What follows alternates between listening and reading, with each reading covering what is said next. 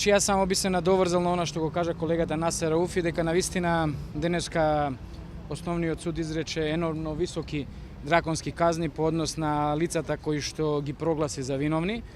И ние како одбрана сметаме дека во една ваква ситуација ниту не се содржани субјективните и објективното битие на кривичните дела за кои што се обвинуваат.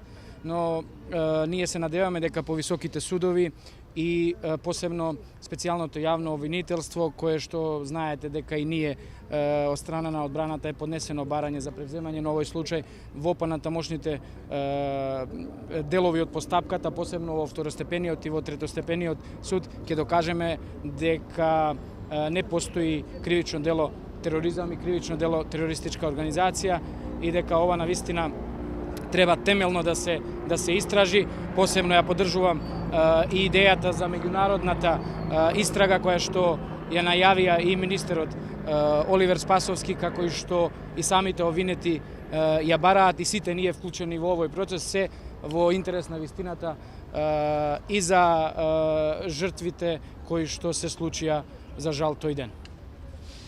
Во делот на тоа да кажам само дека судот ослободи 4 од обвинетите.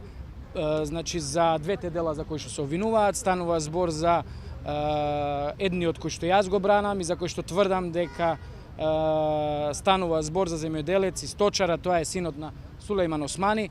Вториот е исто така роднина на Сулејман Османи, Ибрахим Муртезани, третиот е Бесник Бајрами и четвртиот е Бесник Ајдини. Но јас само овде сакам да потенцирам и во една ваква ситуација судот требаше најмалце уште тројца да ослободи. Јас исто така го бранам и берберот Ирфан Љутвију, кој што нормално е неправосилно осуден со затворска казна од 14 години. Сметам дека и полицискиот службеник Арсин Бајрами, кој што е исто така неправосилно осуден од 13 години, и Елхам Арифи би требале требаа да бидат ослободени. Но јас се надевам и по високите судови ќе го имат ова укажување од наша страна и ние ќе докажеме дека и овие обвинети, како и останатите, не се винени за делата за кои што се денеска неправосилно осудени.